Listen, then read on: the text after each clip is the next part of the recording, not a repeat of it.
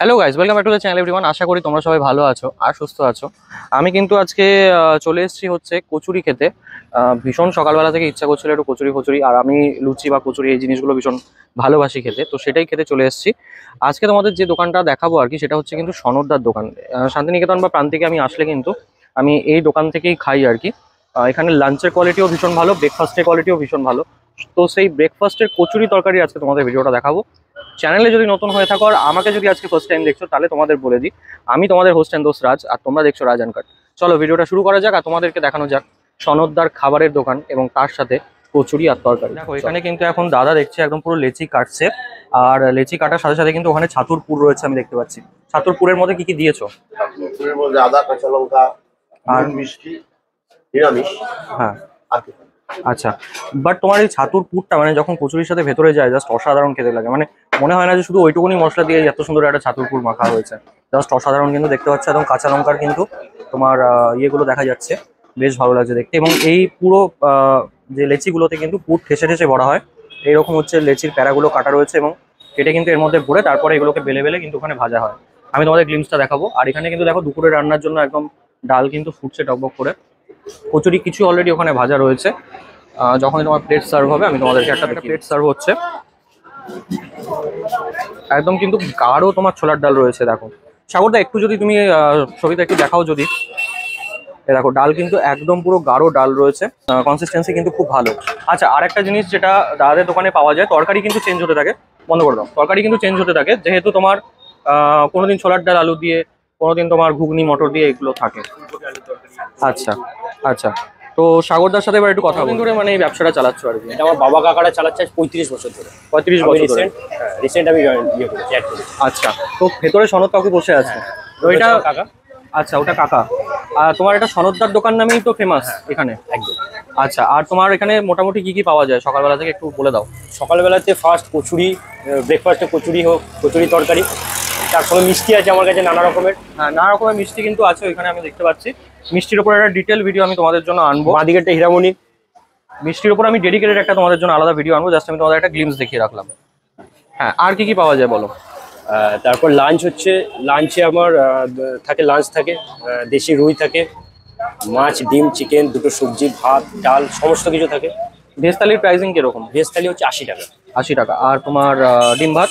ডিম ভাত 90 টাকা, মাছ হচ্ছে 120 টাকা মিল, চিকেন 200 টাকা, মাটন হচ্ছে 400 টাকা। 4 পিস মাটন দিয়ে 1 পিস আলু দিয়ে মিলটা দিয়ে।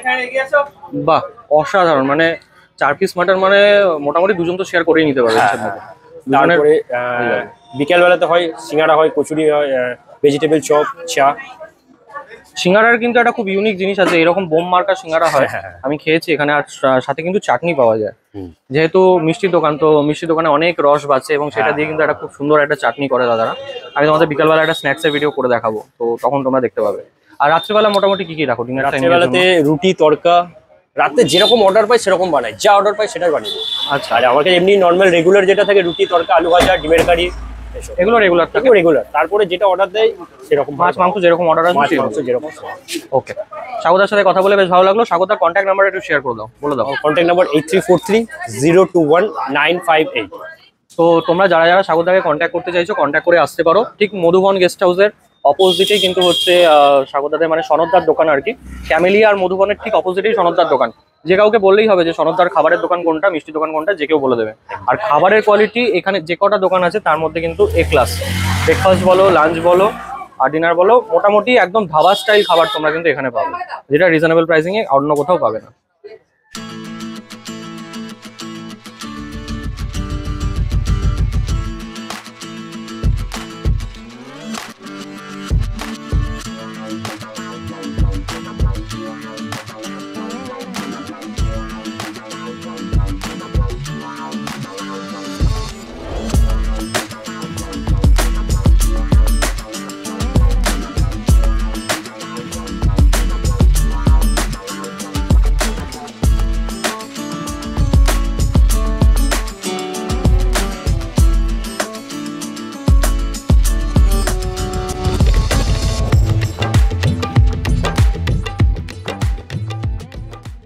আমি কিন্তু নিয়ে নিয়েছি সনদদার দোকানের একদম গরম গরম কচুরি, সবিকদার কাছ থেকে নিয়ে নিয়েছি। এই কচুরির সাইজগুলো দেখো, এই রকম বড় বড় সাইজের কিন্তু কচুরি রয়েছে। এই যে এই হচ্ছে বড় বড় সাইজের কচুরি। আর কচুরিটা যদি তোমাদের ভেঙে দেখাই, ভেতরে কিন্তু এই দেখো পুরো একদম ছাতুর পুর যেরকম ভোট ছিল সেরকমই কিন্তু ছাতুর পুর রয়েছে, আর মশলাওয়ালা ছাতুর পুর রয়েছে। বেশ কিন্তু দারুণ লাগছে দেখতে। আর এই কচুরিগুলোর টেস্টটা না জাস্ট অসাধারণ লাগে, মানে কি বলবো তোমাদের। চলো খেয়ে দেখাই আগে। ছোলার ডাল দিয়ে কচুরি, ফার্স্ট বাইট।